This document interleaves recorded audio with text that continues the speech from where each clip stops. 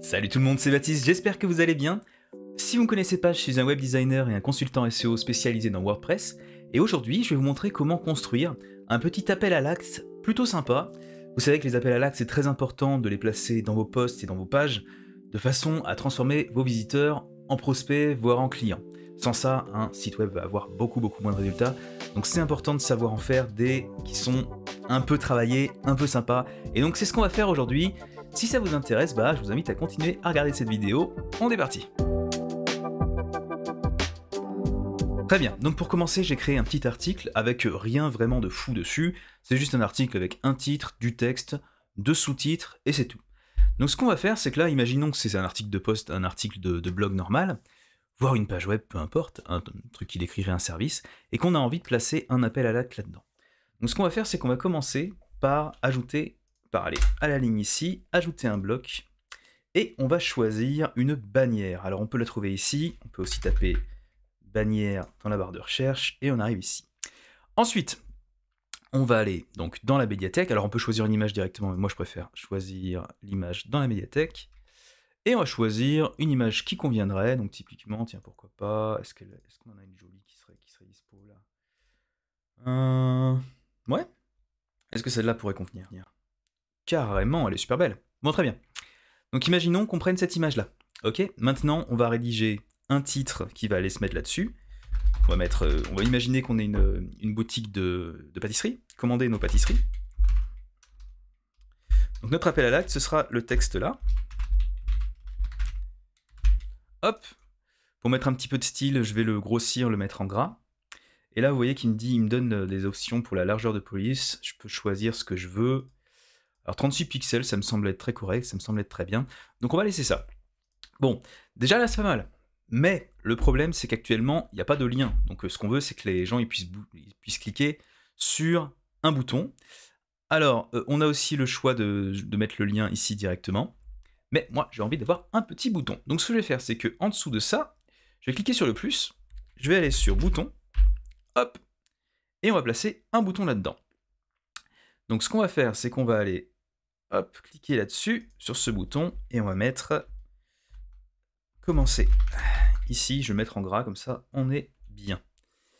Ok, ensuite, il faut que j'arrive à aligner ce bouton au centre. Donc pour ça, on va cliquer là-dessus, bouton, et là, on a des options d'alignement qui vont s'afficher ici, et je vais dire justifier les éléments au centre. Voilà. Maintenant, on va également ajouter au-dessus du bouton un petit bloc de texte qui va nous dire pourquoi est-ce qu'on devrait cliquer là-dessus. Donc on va dire commander nos pâtisseries, bénéficier d'une livraison gratuite pour votre première commande avec le code blog. Voilà. Donc ça, c'est imaginons qu'on ait un blog qui parle de pâtisserie, ok, et qu'on vende des pâtisseries à côté. Eh bien, ce qu'on va faire, c'est qu'on va faire un appel à l'acte comme ça dans l'article de blog, et on va faire un code promo pour que les gens qui arrivent par la lecture du blog puissent avoir un petit avantage, une petite raison d'acheter, quoi. Donc ce qu'on va faire, c'est que le paragraphe, maintenant, je vais lui donner un alignement au centre. Et le problème, c'est que là, vous voyez que vu qu'on a un arrière-plan assez coloré, c'est un petit peu difficile de lire ce texte. Une règle de base, c'est de toujours faire attention à ce que le contraste entre le texte et son arrière-plan soit suffisamment fort. Donc, on a plusieurs options. Soit on augmente la taille du texte, et du coup, c'est plus facile à lire. Soit on augmente on assombrit l'arrière-plan. Donc on va essayer de faire ça pour commencer, voir ce que ça donne. Donc là, si je monte l'opacité, vous voyez que c'est de plus en plus lisible. Mais déjà 50%, c'est quand même très sombre. Donc à la limite, on peut le passer à 60 pour être un peu plus lisible. Non, on va le laisser à 50. Ce qu'on va faire, on va le laisser à 50. Et on va, par contre, mettre ça en taille moyenne. Voilà. Et on va mettre le code bloc en gras. Maintenant que ça c'est fait, on a un vieux bouton bleu tout moche.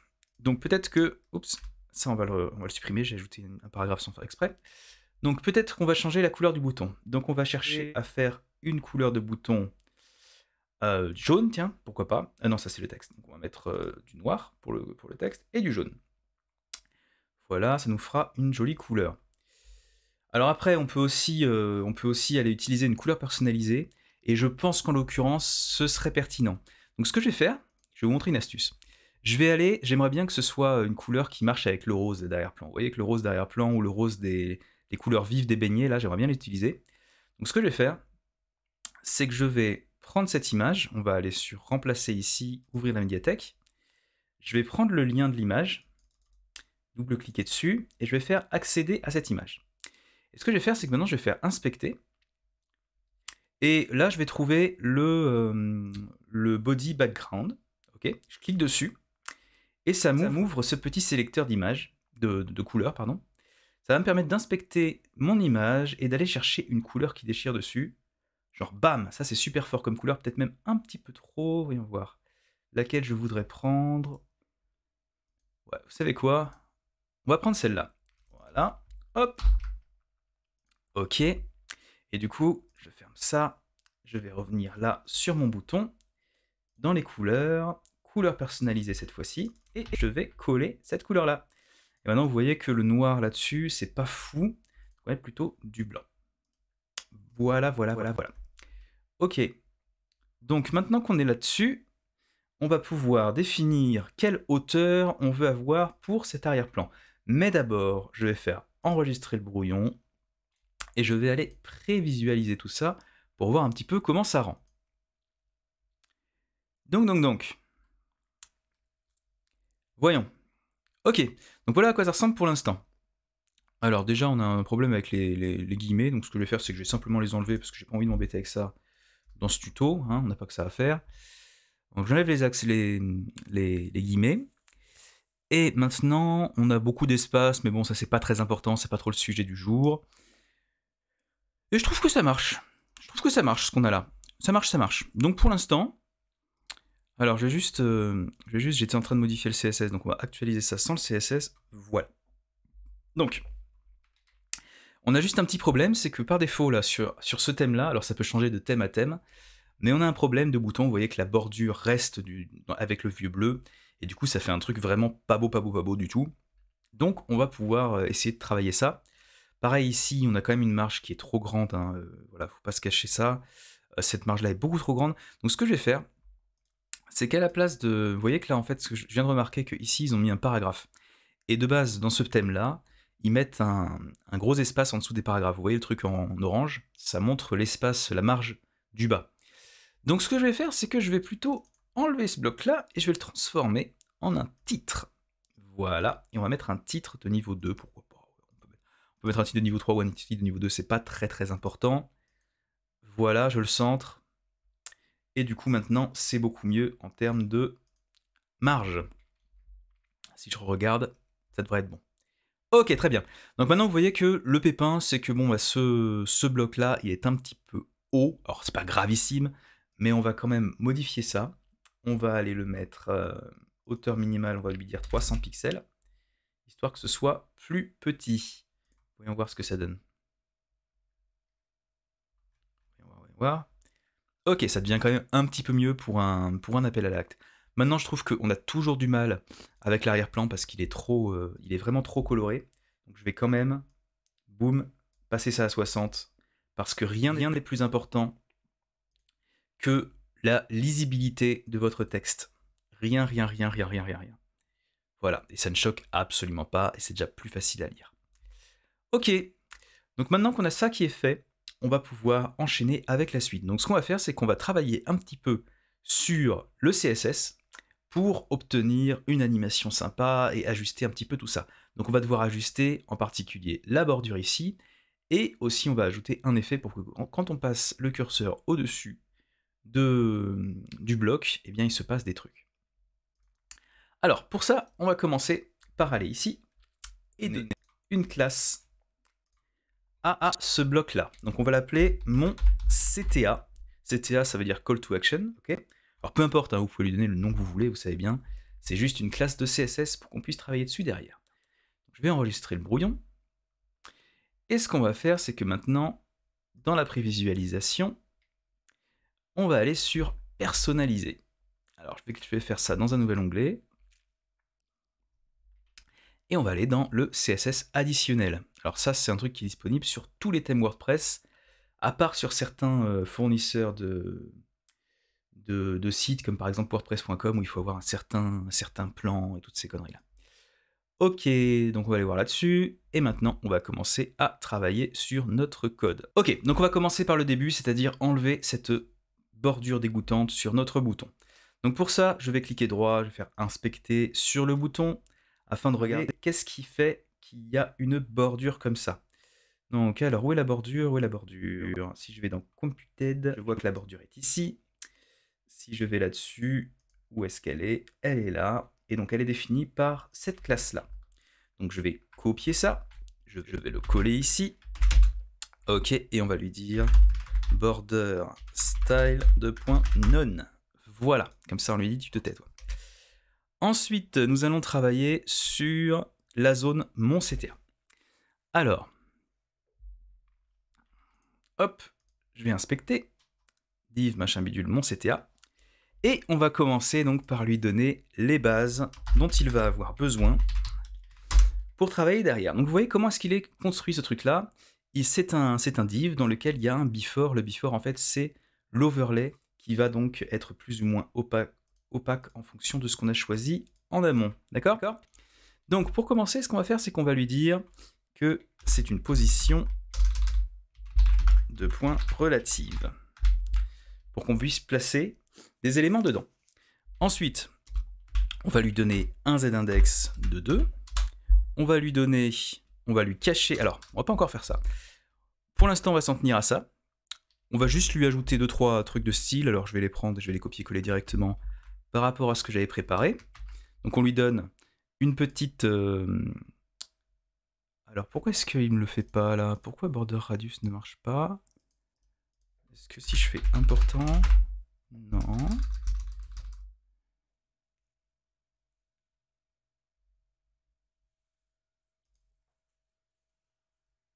Ah oui, donc border radius 14 pixels, on va faire du overflow hidden pour cacher les trucs qui dépassent. Donc voilà les arrière-plans, les coins sont maintenant arrondis et on a un petit effet d'ombre portée qui est légère et en même temps c'est normal, il faut absolument quand on utilise des effets d'ombre que ce soit léger, que ce soit discret. Maintenant ce qu'on va faire c'est qu'on va lui créer un élément qui va faire en fait une barre verticale comme ça, ici au milieu. Et donc pour ça, on va faire mon CTA .after, vu que le before, vous vous souvenez, il est déjà utilisé pour l'overlay. Donc on n'a plus que le after. Et donc on va commencer par lui mettre content de point vide.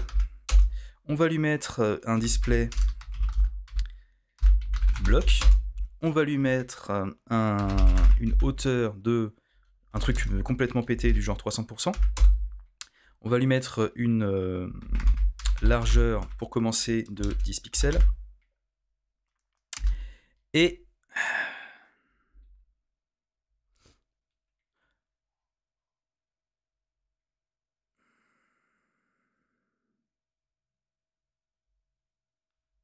on va lui mettre un arrière-plan. Background color de point hashtag 000.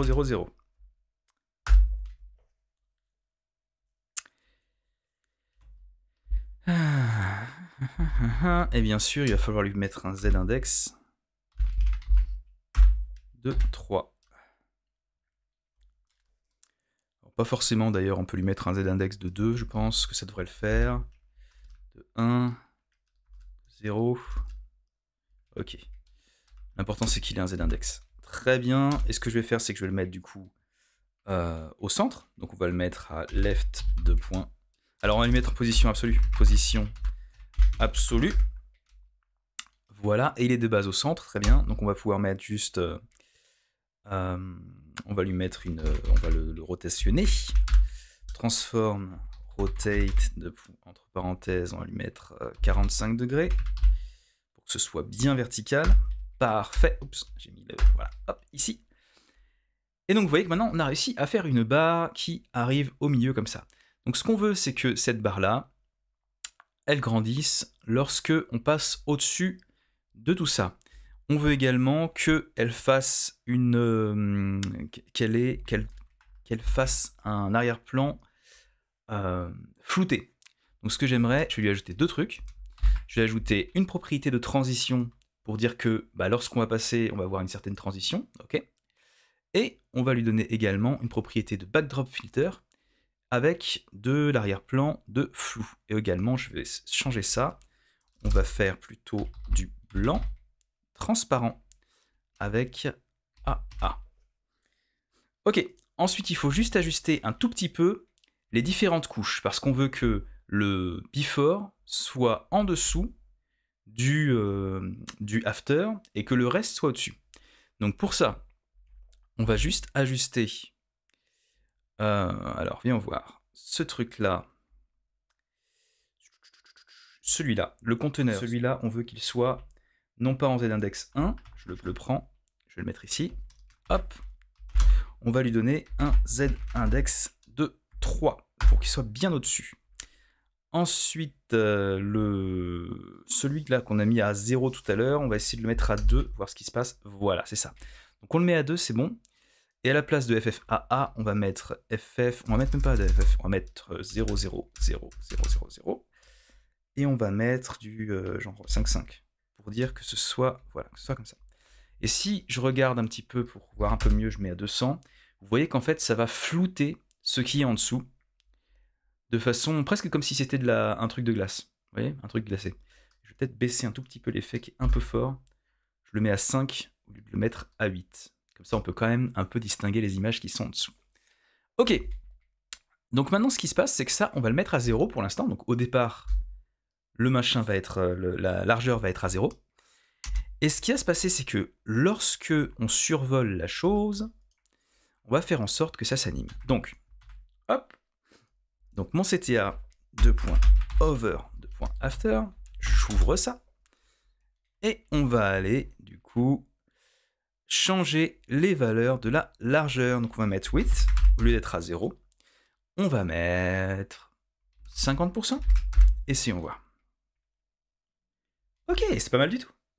C'est pas mal du tout. Vous savez quoi? On va garder ça comme ça me semble très bien. Voyons voir juste ce que ça donne si on fait 100%. Hop. Ça prend tout le truc, je trouve ça moins sympa. Honnêtement, je trouve ça moins sympa comme effet. Donc on va mettre 50%. Voilà. On va le laisser à 0,3 secondes. Si on veut, on peut aussi augmenter un petit peu la durée de la durée de ça. Ok. Et pour finir, on va juste ajouter un tout petit peu d'animation pour ce bouton, histoire que lui aussi, il soit animé lorsque on fait ces trucs-là. Donc on va commencer par aller ici, et on va ajouter une petite classe à notre bouton. On va lui dire, la classe, ça va être mon bouton. Enregistrer le brouillon. Je vais publier ça pour l'instant, histoire que ce soit sauvegardé, et je vais actualiser pour que la nouvelle classe que je viens d'ajouter, elle apparaisse dans la prévisualisation. Maintenant, si je clique sur le bouton, normalement, voyons voir, il y a bien mon bouton qui est ajouté. Donc on va pouvoir commencer à le styliser. Ce qu'on va faire, c'est qu'on va faire donc .mon bouton de .over. Et on va juste changer le code de façon à ce que le texte devienne rose et l'arrière-plan devienne blanc. Donc on va faire back. Oups, alors hop. Alors on va juste vérifier que l'arrière-plan soit bien sur mon bouton, soit pas sur le A. Alors, viens voir, Computed. Ah, ok. Donc l'arrière-plan, il est défini sur le A. Donc il n'est pas défini sur mon bouton, vous voyez, il est défini sur le A qui est dans mon bouton. Donc ce qu'on va faire, c'est qu'on va faire mon bouton de .over flèche A. Et donc on va faire background color de .white et color de et on va prendre du coup la couleur qui était ici, c'est-à-dire voilà, hashtag EA37 bidule machin. Voilà, hop. Et du coup maintenant, voyons voir. Mon bouton de .over. Alors, actuellement ça marche pas, je vais essayer de comprendre pourquoi. Est-ce que c'est une histoire? Alors oui, c'est pas extrêmement compliqué. C'est pas extrêmement compliqué. Je crois qu'il faut juste mettre du important, là on n'a pas le choix. Je crois que c'est tout. Hop, voyons voir. Ouais, c'est tout. Donc on met du important. Et pour finir cet effet qui est déjà pas mal, hein, ce que je vais faire, c'est que je vais juste... je pense que ce serait pas mal d'avoir la couleur, une couleur ici. Donc typiquement, je pense que ce qui serait cool, ce serait de mettre un effet de pleine de majuscule là-dessus. On va essayer de voir ce que ça donne. Donc on va faire .mon CTA H2, donc le H2, puisque tout à l'heure on a choisi un H2, d'accord, pour faire ça un titre de niveau 2. Donc on va faire text transform de point uppercase. Voyons voir. Ouais, c'est pas mal du tout. C'est pas mal du tout. Et juste, on va encore faire un petit truc. Ce truc-là, je le trouve un petit peu large. Donc ce qu'on va faire, c'est qu'on va faire mon CTAP, donc le paragraphe, vu que ça c'est un bloc paragraphe. On va faire une max width de 80%, histoire que ça puisse jamais dépasser 80% de la largeur. Alors peut-être que... Non, on va pas mettre en pourcent, parce que sans ça sur mobile, ça va devenir très très très léger. On va plutôt mettre une largeur en pixels. Donc là, si j'inspecte, je vois que la largeur actuelle, c'est 609, et je trouve que c'est un peu trop. Donc on va mettre 500 pixels de truc maximal. C'est beaucoup mieux. Et maintenant, on va ajouter un tout petit peu de couleur dans le titre ici. Donc ce que je vais faire, c'est que je vais faire... on va faire mon CTA